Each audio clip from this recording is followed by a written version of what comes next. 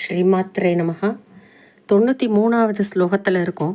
குலகுண்டாலயா பார்த்தாச்சு. அடுத்தது கௌல மார்க்க தத்பர சேவிதா அப்படிங்கிற நாமாவில் இருக்கும். கௌலம் என்கின்ற மார்க்கத்தின் வழியாக தத்பர சேவிதா அந்த மார்க்கத்தில் ஈடுபட்டுள்ளவர்களால் பூஜிக்கப்படுபவள் அப்படின்னு அர்த்தம் ஆறுது. கௌலம்ங்கிறது என்ன? கௌல முறைனா என்ன? சாக்தத்தில் அம்பிகையை வழிபாடு பண்ணக்கூடிய முறைகளில் 3 முக்கியமான மார்க்கங்கள் சொல்கிறது. சமயம், கௌலம், மிஸ்ரம் அப்படின்னு சொல்கிறோம். சமயாச்சாரம், சமய மார்க்கம் அப்படிங்கிறது தன்னுடைய ஹிருதயத்திற்கு உள்ளேயே தத்வார்த்தமாக சுவாமியையும் அம்பாளையும் அங்கே பார்த்து பூஜை பண்ணுறதுங்கிறதுக்காக சொல்கிறது. சுவாமிக்கும் அம்பாளுக்கும் சமமான இடம் கொடுத்து பண்ணக்கூடிய உபாசனைங்கிறதுனால சமயம் என்று அர்த்தம் உண்டு. அடுத்தது கௌலம்னு பார்க்கும் பொழுது உள்ளுக்குள்ளே தத்வார்த்தமாக பண்ணாமல் வெளியே பாஷ்யமான முறையில் பூஜை, வெளியில் யந்திரங்கள், மூர்த்திகள், விக்கிரகங்கள்னு வச்சு அதற்குண்டான வழிமுறைகள் எல்லாம் கௌல தந்திரங்களில் இருக்குது. 64 தந்திரங்கள்னு சொல்கிறது. அதில் டீட்டெயிலாக பததி எப்படியெல்லாம் ஃபாலோ பண்ணணுங்கிறதுல கௌல மார்க்கம், இந்த சமயம் கௌலம் இரண்டும் சேர்ந்தாற் போல் மிக்ஸ்டாக இருக்கிறது மிஸ்ரம். மிஸ்ரம் அப்படின்னாலே கலந்து இருக்கிறதுன்னு அர்த்தம். அதுக்கு ஒரு 8 தந்திரங்களில் சொல்லியிருக்கு. அதில் அம்பிகைக்கு இந்த மார்க்கம் வழியாகத்தானே போக முடியும் அப்படிங்கிற அவசியம் கிடையாது. எந்த வழியாகவும் அம்பிகையை போய் அடைய முடியும் என்கிறதுனால இதே சகஸ்ரநாமத்துக்குள்ளேயே சமயாந்தஸ்தா அப்படின்னு முன்னால் பார்த்தோம். சமயம் என்கின்ற மார்க்கத்திற்குள் இருப்பவள் அப்படின்னு. சமயாச்சார தத்பரா, சமயாச்சார வழிமுறையில் பூஜிக்கப்படுபவள் என்றும் முன்னாடியே பார்த்தோம். அதே போல் குலாந்தஸ்தா அப்படின்னு பார்த்தோம். குலவித்யின் உள்ளேயே இருப்பவள். இங்கே கௌல மார்க்கத்தின் வழியாக அதில் ஈடுபட்டிருப்பவர்களால் நன்கு சேவிக்கப்படுபவள்.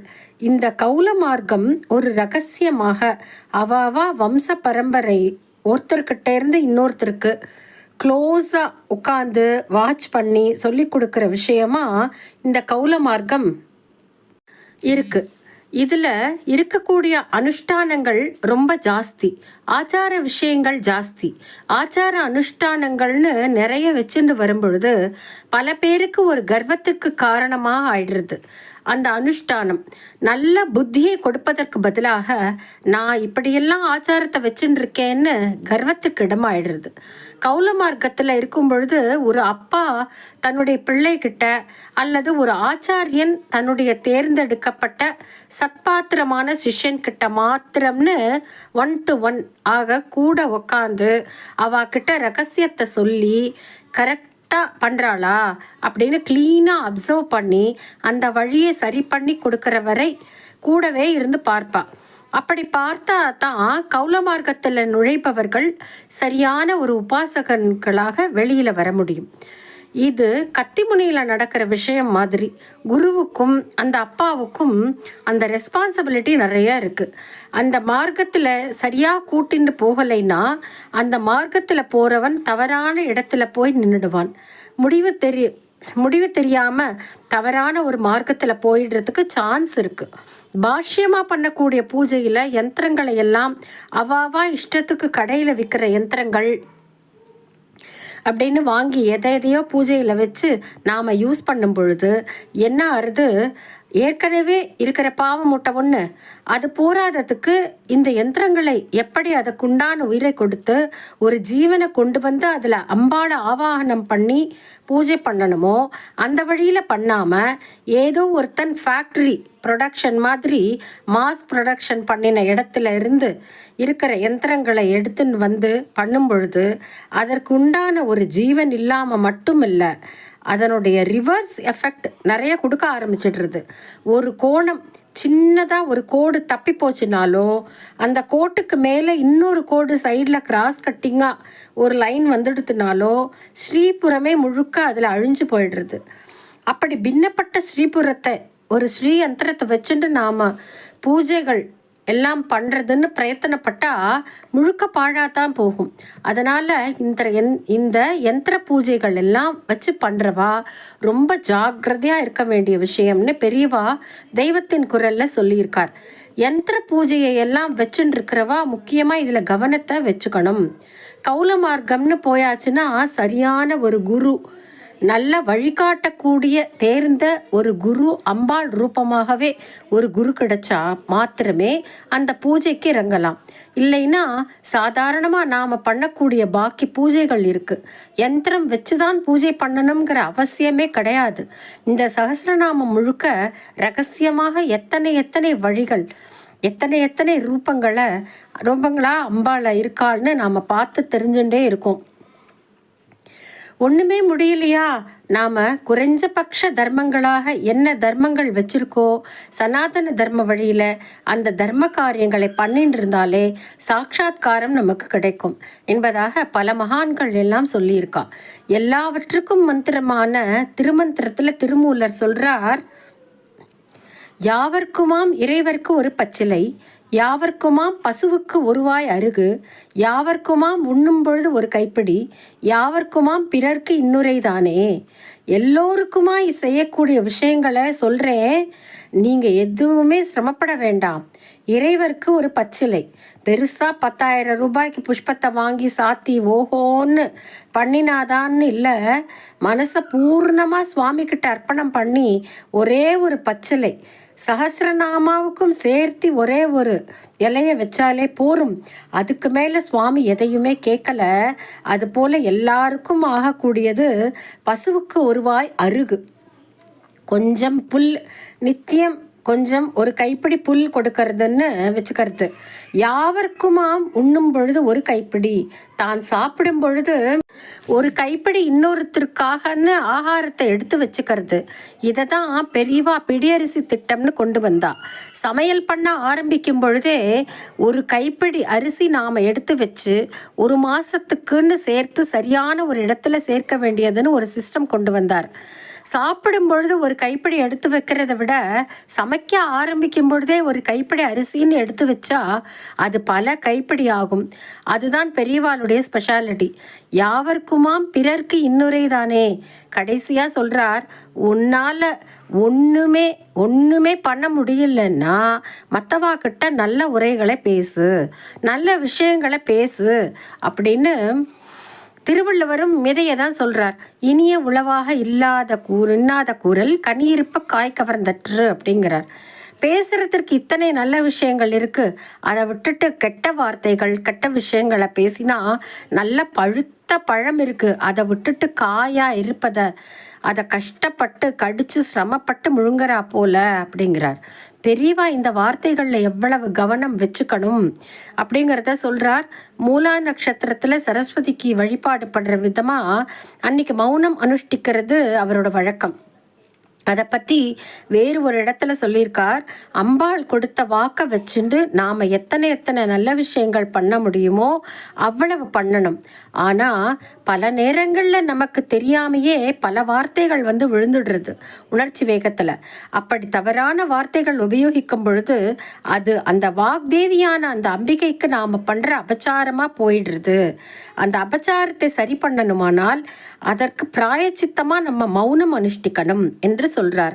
சரஸ்வதியின் நட்சத்திரம் மூலா நட்சத்திரமா இருக்கிறதுனால எல்லோரும் மூலா நட்சத்திரத்தன்னைக்கு குறைந்த பட்சம் அன்னைக்காவது மௌனம் அனுஷ்டானம் பண்ணலாம் அப்படின்னு பெரியவா சொல்லியிருக்கா. ஒரு அரை நாள்னு ஆரம்பிக்கிறது, கொஞ்சம் கொஞ்சமாக ஆரம்பிக்கிறது, இதெல்லாம் இன்னைக்கு காலத்தில் முடியுமா? மனசு இருந்தால் கண்டிப்பாக முடியும். நம்ம ஒரு படி எடுத்து வச்சா எப்படி நிறைவேற்றுறதுங்கிறதுக்கு சுவாமி 2 படி எடுத்து வைப்பார். அதையும் நாம் கடைப்பிடிக்க ட்ரை பண்ணலாம். ட்ரை பண்ணணும்னு எல்லாரையும் கேட்டுண்டு மறுபடியும் கௌல மார்க்கத்துக்கு போவோம். கௌல மார்க்கத்தில் ஜாக்கிரதையாக இருக்கக்கூடிய உபாசகர்களால் நன்கு பூஜிக்கப்படுபவள்னு கௌல மார்க்க தத்பர சேவிதான் இந்த நாமம். அடுத்த ஸ்லோகம் 94. குமார கணநாதாம்பா துஷ்டிர் புஷ்டிர் மதிர் திருதிகி சாந்திஹி ஸ்வஸ்திமதி காந்திஹி நந்தினி விக்னநாசினின்னு நாமா. முதல் நாமா பார்ப்போம். விசேஷமாக இந்த நாமாவை உபயோகப்படுத்துகிற வாக்தேவதைகள் குமார கணநாதாம்பா, குமாரனுக்கும் கணநாதனுக்கும் அம்பா, அம்மையாக இருக்கக்கூடியவள். இங்கே விசேஷமாக ஞான யோகம், அதன் வழியாக அம்பாளை எப்படி வழிபடுறதுன்னு பார்த்துட்டு இருக்கோம் இந்த அதிகாரம். அதனால தான் சாதாரணமாக முருகனுடைய தாயார், ஸ்கந்தனுடைய அம்மா அப்படின்னு எல்லாம் கொண்டு வராமைக்கு குமாரன்னு உபயோகப்படுத்துகிறான். அதே போல் விநாயகருக்கும் விசேஷமாக கணநாதர் அப்படின்னும் பெயரை கொண்டு வரா. குமாரன் என்னும்போது அம்பாளை எப்படி நித்திய யவ்வனாவோ இவர் எப்பவுமே குமாரசுவாமியாகவே இருக்கார், இளமையாக இருக்கார், நித்திய இளமை உள்ளவராக இருக்கார். மன்மதனை பழிக்கக்கூடிய அழகு என்பதனால குமாரன் என்னும் நாமா. அதைவிட முக்கியமாக கெட்டவர்களை அழிப்பவர்கள், குத்தித்தான் மாரயதி அப்படின்னு ஒரு அர்த்தம். குமாரன்னு சொல்லும் பொழுது கெட்டவர்களை அழிக்கக்கூடிய குமாரசுவாமியின் தாயார்னு ஒரு பக்கம், கணநாதர்னு சொன்னால் கணங்கள் தனித்தனியாக இருந்ததுன்னா ஒரு திசையில் மனுஷியாலை கஷ்டப்படுத்தக்கூடிய சக்திகளாக இருக்கிறது கணங்கள். அப்படி இருக்கக்கூடிய கணங்களுக்கு அவர்களை தன்னுடைய கண்ட்ரோலில் கொண்டு வரக்கூடிய லீடராக, நாதராக இருப்பவர் கணநாதர். கணங்கள்னு சொல்லும் பொழுது நம்முடைய இந்திரியங்களை எடுத்துக்கலாம். அவயமும் தன் போக்குக்கு விட்டபடி இருந்தால் நாலா பக்கமும் பிச்சுண்டு ஓடுறது உடம்பும் மனசும். அப்படி இருக்கக்கூடிய கணங்களை கணநாதர் எனும் சுமுகர், அழகான பிரசன்ன வதனம் கொண்ட விக்னேஸ்வரர் கணங்கள் எல்லாத்தையும் ஒரு கயறு போட்டு இழுத்து பிடிச்சு சரியான வழியில் நேத்திரத்துவம் கொடுத்து நல்ல வழியில் ஞான மார்க்கத்தில் மறுபடி கொண்டு உட்கார வைக்கிறார். அப்படி பண்ணும்பொழுது நமக்கு மூலாதாரத்தில் மூண்டன கனலை காலால் எழுப்பும் கருத்தறிவித்தே என்று இந்த கணேசருடைய கிருப்பையினால் மூலாதாரத்தின் முக்கியமான தேவதையாக இருந்துண்டு நமக்கு அதை சாத்தியப்படுத்தி கொடுப்பவராக இவர்தான் இருக்கார் அப்படின்னு விநாயகர் அகவல். அது முழுக்க ஞானம், விசேஷமாக ரகசியங்கள் எல்லாம் பொதிஞ்சதாக ஔவையார் எழுதியிருக்கா. கணநாதர் என்று சொல்லும் பொழுது இந்த இந்திரிய கணங்களை தன் யோக சக்தியினால் கட்டுப்படுத்தி அதை உள்புறமாக திருப்புபவராக இவர் இருக்கார். அதுக்கு முன்னாலே குமாரன்னு சொல்லும் பொழுது கெட்ட சக்திகளை எல்லாம் அழிப்பவனாக அவன் இருக்கான். அப்போது நமக்குள்ளே இருக்கிற கெட்டதுகளை அழித்து இதெல்லாம் நெசசரி ஈவில்லாக எதெல்லாம் நம்மக்கிட்ட நெசசரி ஈவில்லாக இருக்கோ, கரணங்கள் இருக்கே, அதுகளை நாம் அழிச்சிட முடியாது, அது கூடவே தான் இருந்துருக்க போகிறது. ஆனால் அதை நல்ல வழியில் திருப்பி உள்முகமாக திருப்பி அந்தர்முக சமாராத்தியாங்கிறதுனால உள்முகமாக பார்க்க வைக்கிறதுக்கு இந்த லீடர் தேவைப்படுறார், கணநாதர் இருக்கார். அப்படி 2 பேரும் இருக்கிறதுனால இந்த குமாரனும் கணநாதரும் இவளிடம் இருந்தே தோன்றினவர்களாக தான் இருக்க முடியும் என்பதில் சந்தேகமே இல்லை. இவள்தான் ஞானஸ்வரூபிணி. உள்ளே இவளே தான் உட்கார்ந்துருக்கா. அந்த சச்சிதானந்த ஸ்வரூபமாக பரபிரம்மமாக இவள் ஒருத்தி தான் உட்கார்ந்துருக்கா. அம்மாவை பார்க்க போக வழி என்ன அப்படின்னு பிள்ளைகிட்ட கேட்டால் தெரிஞ்சிட போகிறது. இந்த பிள்ளைகள் தான் வழி பண்ண முடியும். அம்பாள் உள்ளுக்குள்ளே ஸ்வப்பிரகாஷாவாக இருக்கா. அவளை ரீச் பண்ணுறதுக்கு முதல்ல இந்த கெட்டதுகளை கழட்டி வைக்கணும். பாக்கி உள்பக்கமாக திருப்புங்கோன்னு குழந்தைகள் ஒன்றொன்றும் வழி சொல்லி கொடுத்து நம்மளை அம்பாள்கிட்ட அழைச்சிட்டு போகிறது, குமார கணநாதாம்பான்னு. அடுத்தது வரக்கூடிய 7 நாமாக்கள் துஷ்டிகி, புஷ்டிகி, மதிகி, திருதிகி, சாந்திகி, ஸ்வஸ்திமதி, காந்திகி. இந்த 7 விஷயங்களும் அம்பாளுடைய விசேஷ குணங்களை குறிப்பதாக அமைஞ்சிருக்கு. தேவி மகாத்மியத்தில் தேவி தூத சம்வாதம்னு ஒரு செக்ஷன் வருது. 5வது அத்தியாயத்தில் பல பேர் அதை கேட்டிருப்போம்.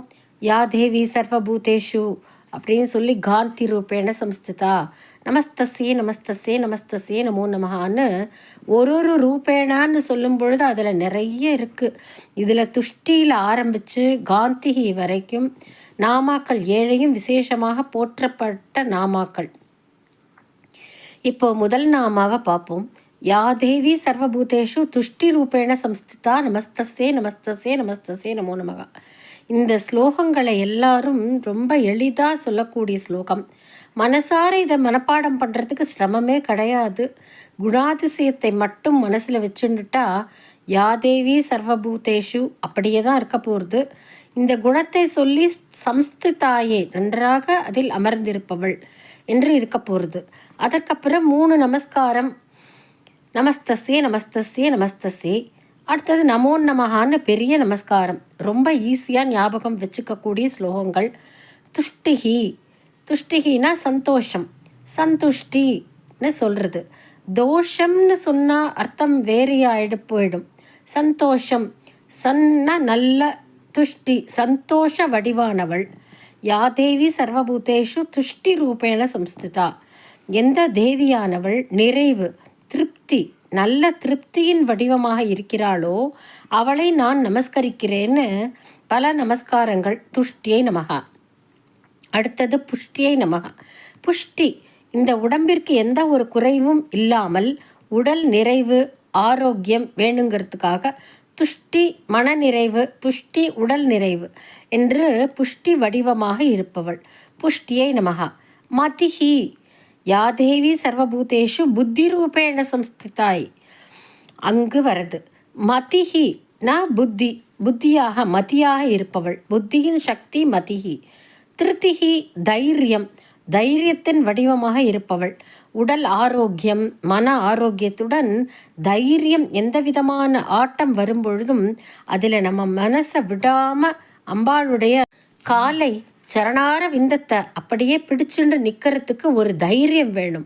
கஷ்டத்தை தாங்கக்கூடிய மன வலிமையை கொடுமா என்று அம்பாள்கிட்ட போகணுமே ஒழிய கஷ்டத்தை எப்படியாவது விலக்கிடு அப்படின்னு கேட்டால் பிரச்சனையை தள்ளித்தான் போடுறோம். தைரியமான வடிவானவள் திருத்திகி. அடுத்தது சாந்திகி. யாதேவி சர்வபூதேஷு சாந்தி ரூபேண சம்ஸ்திதாயனமா. சாந்தின்னு சொல்லும் பொழுது மன அடக்கம், மனசாந்தி, மன அமைதி, அதையே தன்னுடைய வடிவமாக கொண்டவளாக அம்பாள் இருக்கா. சாந்திமதின்னு கூட முன்னால் பார்த்தோம். அடுத்த நாமா ஸ்வஸ்திமதி. வேதம் படித்தவா எல்லாம் ஆசீர்வாதம் பண்ணும் பொழுது ஸ்வஸ்தி வச்சனம்னு நாம் கேட்டிருப்போம். ஸ்வஸ்தி வச்சனம் சொல்கிறது என்பது எல்லோருக்கும் நல்ல க்ஷேமங்கள் வரட்டும் என்று. யார் அன்னைக்கு காரியம் உத்தேசம் பண்ணினாலோ அவளுக்கு மட்டும் இல்லாமல் அவள் குடும்பத்தில் எல்லோருக்கும் ஆரம்பித்து கடைசியில் அந்த ஊரில் இருக்கிறவா, அந்த நாடுன்னு எல்லாத்துக்கும் சேர்த்து ஸ்வஸ்தி மந்திரம் சொல்கிறது. லோகம் முழுக்க க்ஷேமமாக இருக்கட்டும்னு சர்வே ஜனா சுகினோ பவந்துன்னு சொல்கிறதாக நாம் பெருமையாக சொல்லிக்கலாம். நம்ம சனாதன தர்மத்தில் மட்டுமே உள்ள பெரிய அனுகிரகம் அது. எப்போ எதை எடுத்தாலும் லோகக்ஷேமார்த்தமாக. முன்னாடி சொன்னமே வியாகிருதிகள் சொல்லும் பொழுது அப்படி அந்த வியாகிருதியில் பூர்புவசுவகா அப்படின்னு 3 லோகங்களுக்கும் சேர்த்தே தான் நாம் பண்ணுறோம் காரியங்களை. அப்படி இருக்கிறதுனால இங்கே ஸ்வஸ்திஹி அப்படின்னு சொன்னாக்கா க்ஷேமம், ஒரு மங்களம், சுத்தி, நல்லதே நடக்கட்டும், சுத்தி நல்லதே நடக்கட்டும் அப்படின்னு அர்த்தம் மாறுது. ஸ்வஸ்திமதி, க்ஷேமத்தை உடையவள், ஸ்வஸ்தியின் ரூபமாகவே அம்பாள் இருக்கான்னு இந்த நாமா.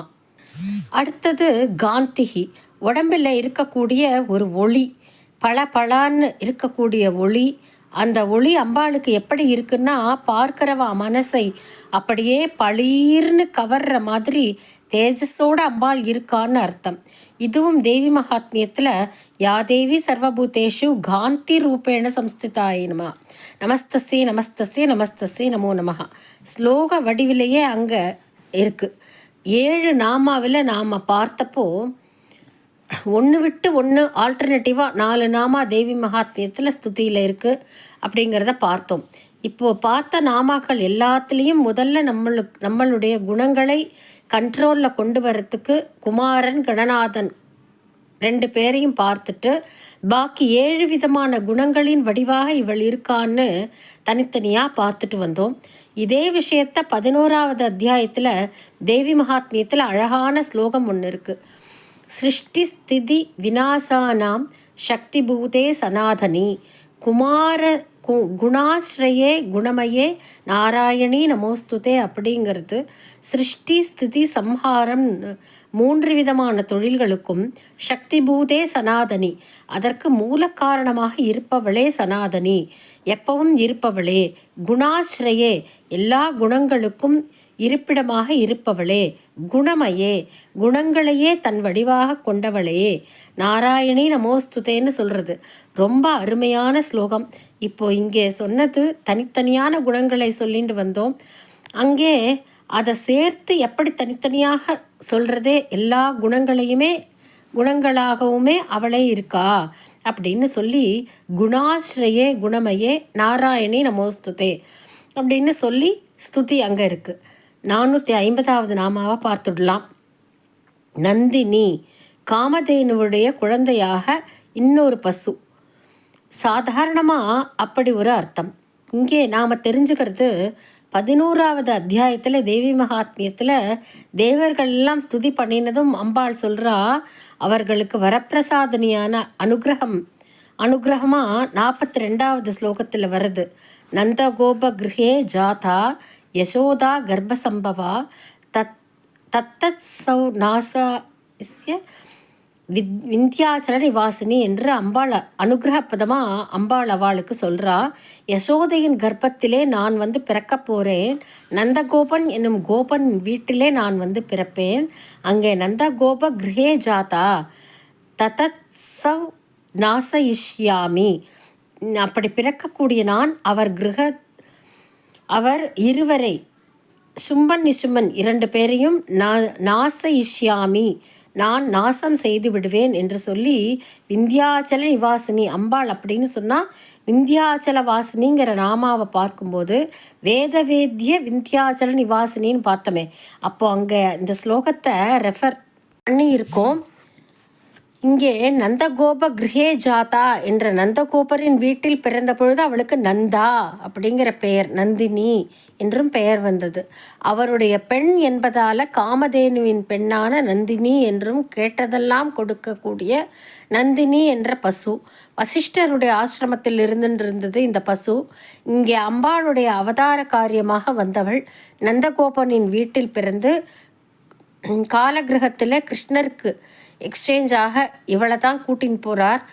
அவள் அங்கே போய் கம்சன் வரும்பொழுது அவனை மிரட்டி உனக்கு அழிவு காலம் நெருங்கிடுத்துன்னு மறைந்த நந்தா என்னும் குழந்தையாக இவள் இருக்கா அப்படின்னு நந்தினி அப்படிங்கிற நாமாவும் இருக்குது. 450வது நாமாவில் இங்கே பூர்த்தி ஆறுது. ஸ்ரீமாத்ரே